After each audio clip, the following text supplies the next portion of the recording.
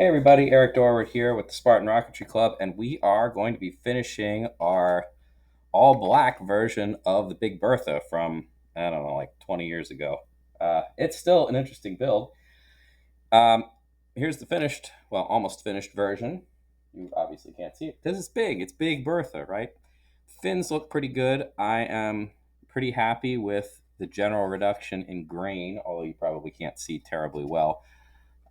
Doing all that processing has made them quite smooth, and the grain is not terribly noticeable. There's some kind of odd funkiness here in this section and that section with regard to how I sanded it, but overall it looks pretty nice. One thing, however, that I might consider if I were to build this one again is, and you could probably see it if you were looking carefully, is that the spiral in the tube is surprisingly noticeable. This happens from time to time. It is not unavoidable, but the way to deal with it is the same way we dealt with the grain in the balsa, which would be to use wood fill and sanding sealer and primer and all that stuff and sand down, fill in, and then sand down all the spiral. Honestly, I don't recall the last time I bothered to do that. And there are two reasons. One is it's annoying, and two is frequently I'm going to cover up a lot of this with decals. And that's kind of what's going to happen in this one. So, decals. Yeah, the decals in this kit are unfortunately stickers. And they didn't come in a like pre-cut sticker page either. They came in a big sticker sheet that was all stuck together like this. You can't stick your fingernail under here. It's not pre-cut. So that means that all these decals I have already cut out of the big sheet. This was really annoying, like really, really annoying. And it's not something you see in most modern kits. So again, if you are better with a hobby knife than I am, that might be the preferred tool, but I have a pretty sharp pair of scissors and it does the job for me. The trick to this is, and I have to like tell my brain to do this because I'm used to doing the exact opposite, is the rocket's black, the decals are black. I actually want to cut just inside of the color part because if I cut just outside like I normally would, there's going to be a little bit of white outline and that would be ugly. So we're going to try to avoid that. So I am carefully just snipping along the outside here, and notice too that the corners of this are not actually corners, they're rounded. So I have to go around the rounded part with my scissors as well, which by the way would be, I think, is kind of like the deal breaker on doing this with a hobby knife. I am much better at taking corners, rounded corners with scissors than I am with a hobby knife. So carefully just trying to stay ever so slightly inside the colored part of the decal, which again is making my brain say, what is wrong with you? Don't do that. That's not how you handle decals. But in this case, it is because I do not want any of the white backing paper to stick out. So anyway, there we go. All these are now cut out. So to apply them, well, there are two big sections that say Big Bertha, and they are going to go down here around just above the fins. And just to kind of like lay things out in my brain how I want them to be, actually in looking at that, I can see there's a little bit of white sticking out here. So I'm going to kind of trim that off like so. There we go. So in any event, the decals are going to kind of lay like this. So I kind of want them evenly spaced around the launch lug. The launch lug is kind of my reference point here. And in feeling on the other side, that looks pretty good. So I'm going to try to give myself like a 1/4 of an inch standoff from the launch lug. And I'm going to use the launch lug as a reference point to get the decal applied accurately. So now it's time to actually take the decal off, which is probably not going to be super easy either. Kind of let my fingernails grow so I could help. It could be useful in prying this off, because otherwise, good luck to you. This is not a particularly easy process, which is why most, if you have there we go, self-sticking stickers, self-adhering stickers, I guess I should say, they are usually trimmed out at this point. Now, there's a bit of dust on here. I'm going to try to get that off so I don't have anything underneath the decal. And again, self-sticking decals means you don't have a lot of leeway in getting this right. You kind of have one really good shot at it and then maybe 2 or 3 more decent shots, and then from there it's all downhill. So I have put the base on here, and I'm just going to kind of roll it onto the tube, and I'm going to try not to get any giant air bubbles in the process. All right, that looks pretty good. And then I'm going to work my way up toward the edge, smoothing as I go. Same deal in this direction. And that looks pretty good. All right, so let's do the other side. Same basic process. I need to get my finger underneath the decal again. This one actually came off kind of nicely. That's good. And you'll notice that I lined this part up with the end of the launch lug, so I'm going to make sure that I do that again so that they are essentially in the same place. And I'm going to try to get the distance that I had it from the launch lug to be approximately the same too, although I suppose that's not as important because I know, because I test fit it, that they're not going to overlap each other if I don't do a great job. All right, so on this goes. And you can see that there is a decent amount of gap in between, so that's good. It seems to be largely straight, and I am just going to smooth it out. And smooth. Ooh, that made an awful sound. Okay, so the distance between these, this one's a little higher up. Honestly, I'm pretty pleased with that. I think that went fairly well. The other ones, so there are, these two go at the top. I'm going to do that off camera because you don't need to watch me apply all these decals. But the thin ones, these ones, let's go back to the way it was oriented to begin with. These are going to go like this. And you'll notice that there are 4 of them. Yeah, Estes does this a decent amount. They still do. It would be nice if there were 8 because there are 8 faces to the 4 fins, but that's just not how this is going to work. So we're going to have to just kind of pick and choose which sides we use. And if I do it like that, it's upside down, so that's not what I want. I guess, I don't know. I'm going to have to think about how I want that. But I mean, this side is exactly what I want because the lettering is facing in toward the middle of the tube.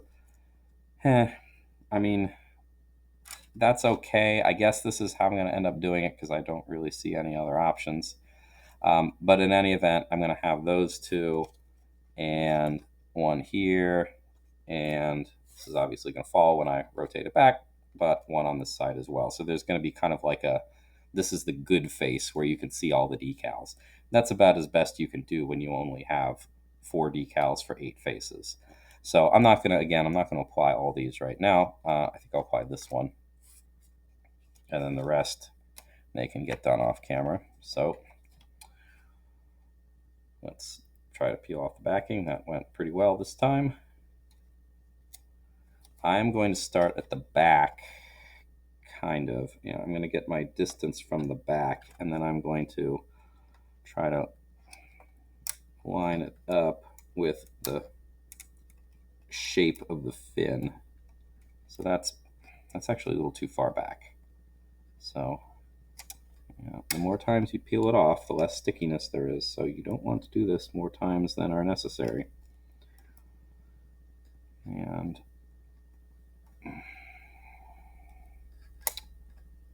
that looks pretty good.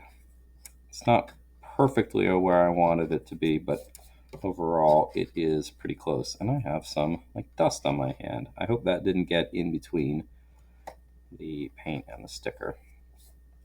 All right. So there are 5 more of these to do. You do not need to watch me do them. However, I will get them done. And yeah, this is why you should really keep a tidier workspace than mine. The paint on this is dry, but it's not like 100% dry. So if I leave any of this dust on here, it will stay permanently. And I don't want that. So there, I'm going to try to find a cleaner spot when I put the rest of these on. Anyway, so more decals to be done off camera, and then we have some last minute additions that will be done. Well, we got to put the recovery system in. That'll be after the decals. So stay tuned.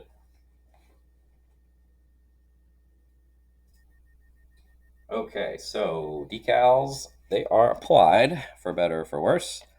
Overall, I'm pretty pleased with them. One of the things that is annoying about doing the ones on the fins is that frequently they're designed to fit the fin perfectly if you haven't shaped it, like if you haven't airfoiled it. Well, I didn't airfoil, but I just rounded them, and still, even rounding them takes some of the surface off and can make the decals not line up just quite right. So mine aren't perfect. They are good enough. And yeah, the ones at the top, this section is supposed to generally line up with that. I eyeballed it because I really did not want to take the time to do it any more accurately than that. So this is going to be as good as it gets. I actually put a little nick in it there. So this is kind of annoying if you get a little nick in your paint job, but you know how you fix it? This is black. So is this. So I'm just going to color it in with a Sharpie. And while you could see it if you were really looking, it's better than having that very obvious little white spot sticking out. So there you go. All right, so this is going to go out of the way for a moment. The last thing we need to do is deal with the recovery system. So here we've got a parachute. This is an old Estes one, remember, because this is very old stock at this point. Because you can't buy one of these all black Big Berthas anymore. So a couple little issues that may come up here. Some of them, they aren't even fully assembled. And that does not seem to be the case here. So that's good. They all are, the little paper retainer things are all in chute. The thread, however, is also 20 years old at this point. So I suspect that it is not as durable as it could be. Unfortunately, short of just kind of like tugging on it and seeing if anything rips, I don't think that there's a particularly good way to go about testing the tensile strength of this stuff right now. So we're just going to have to kind of hope and pray that it doesn't fail catastrophically on our first flight. And if it does fail, hopefully it's only one shroud line and easy enough to replace.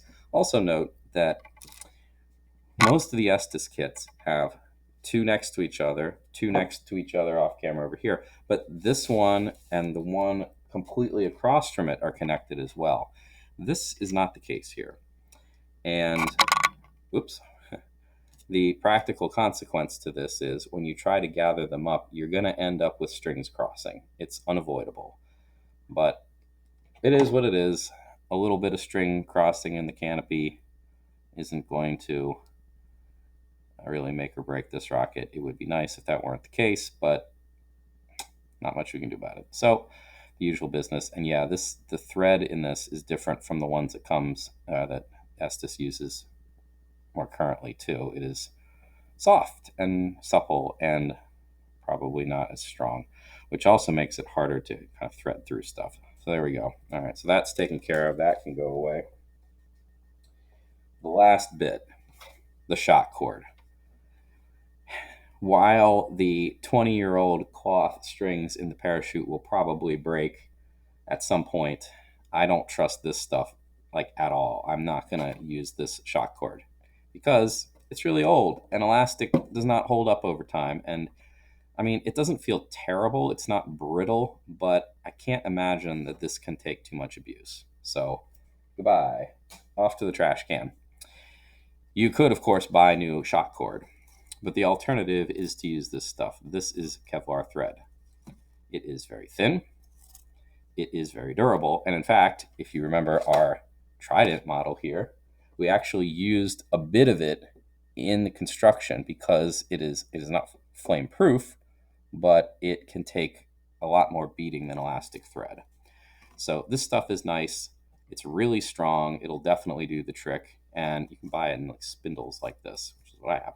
So I am going to not be too precise, but I'm going to measure out approximately 4 feet of this stuff because, well, this is it's 100 feet of it, so I can spare.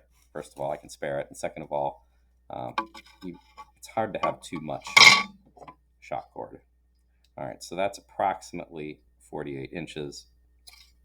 Snip it off. And snipping this stuff can be kind of difficult, but that actually went pretty well, so I'm pleased. I kind of repackage it so it doesn't unwind in my storage box, which would be irritating. There we go. So off that goes.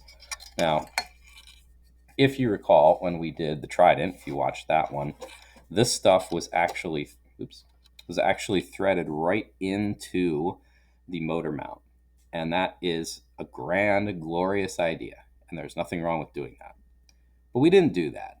So we can still use the old Estes template approach. It's just a little bit trickier because the thread is smaller and it tends to be kind of wiggly. So I'm actually going to have to be a little more precise than usual with this. And it is stiffer also, so that can be kind of annoying. So I'm going to do my best to actually put some glue on the thread, or as opposed to just around the thread like frequently happens. And then it's the usual template here. A little bit of glue, fold it over, a bit more glue. 3 stripes ought to do. I'm putting one directly on top of the thread this time, and fold it over again. And like I said, this stuff is pretty thick, so it doesn't really love being folded over like that. But you know, it works. It's not like mithril or something. You know, it is very much deformable. It's thread, even though it is pretty tough thread. All right, so that is taken care of. It is now ready to be attached into the rocket itself. My hands are gluey, so I'm going to make sure that they are cleaned off a bit before I touch my definitely not gluey, mostly finished rocket here. Off comes the nose cone. And oops, get a little bit of glue on this.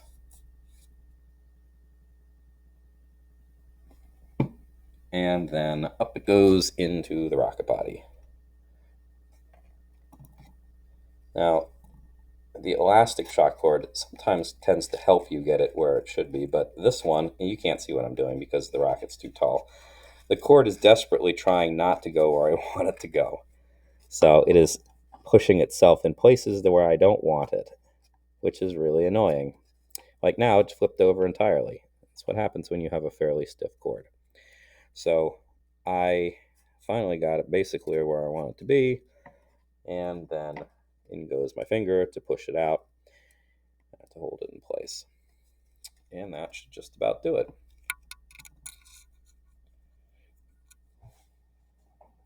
All right. So, clasp from the parachute goes in here. Great. And then this part. Well, one downside to using this thread is that it doesn't tie as nicely as, say, the shock cord. The shock cord, being elastic, tends to grip itself. This stuff doesn't cooperate as well. And it's also, like I said, stiff, so it kind of fights you the whole way. So what I'm going to do is I'm going to try to do closer to a square knot here.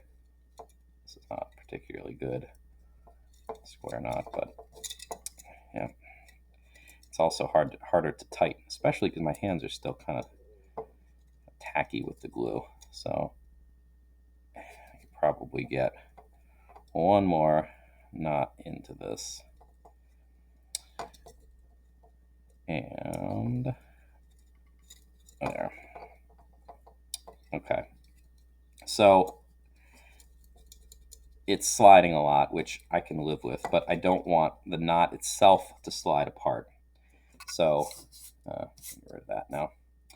You can put a dab of this stuff in there. And in fact, that's probably what I'm going to do this time. Just a little bit, and kind of like brush it around on the knot. Basically, you're just trying to fill stuff in here, and the glue needs to set more or less to itself. It doesn't really need to set into the thread itself, because you're not trying to make like a binding permanent knot that's never ever going to come apart. You're just trying to discourage the knot from coming apart, like strongly discourage perhaps, but you can crazy glue it. And if this were a heavier rocket and something powered by like a larger size motor, a 24 millimeter motor, I would probably consider that. But I think that the wood glue is probably going to do a decent enough job here. So we'll let that set.